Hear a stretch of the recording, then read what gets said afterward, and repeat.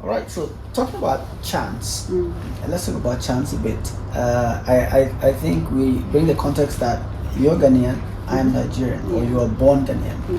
I was born Nigerian, and we both probably when we were growing up, we never knew that.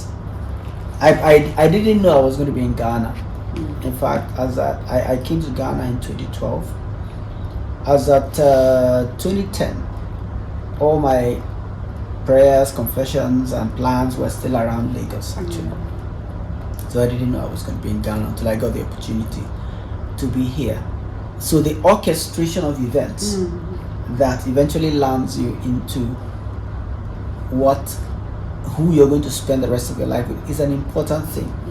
Some of those events, I think we have control over them in terms of who we expose ourselves to, the friendships we make, the relationships we form, the events we attend, the churches we go to, etc. But some of them we don't have control over them. So I want your opinion on this in terms of when it comes to time and chance happening to people. How would you say it played out in your experience? Maybe where you were at the time you met and all that. Well, true. So, like you said, the events that would lead to, for us, or if we want to talk from the place of our faith, which is orchestrated by God, you trust that every step you take or every move you make, you are being guided by God, or you're being guided by the Holy Spirit. So, in my case, interestingly, my growing up was not too how would I say, it was my grandparents I used to go to church with a lot, and then I happened to find myself with my auntie at some point in time, and then she happened to go to a church where I met Ken eventually.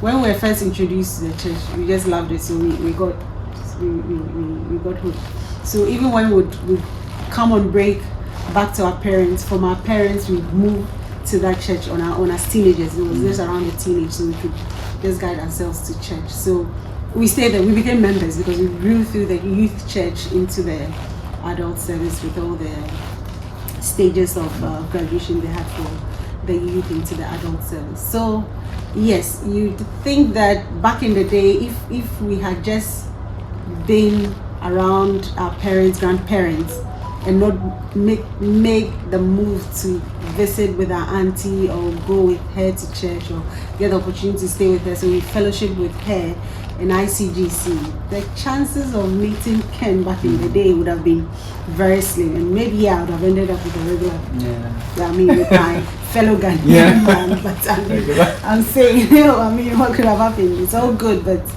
it does happen that when you flow in the leading of God or in the leading of the Holy Spirit, sometimes even where you have to go is uncomfortable, but you do not know that it is being orchestrated for your good or for something greater.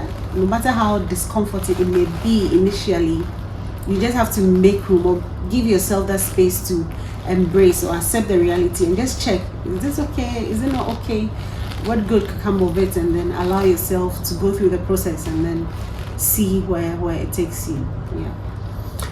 And I like the mention of the church, because I remember one of the first times we met, it was in children's ministry, and Jocelyn was there for the first time.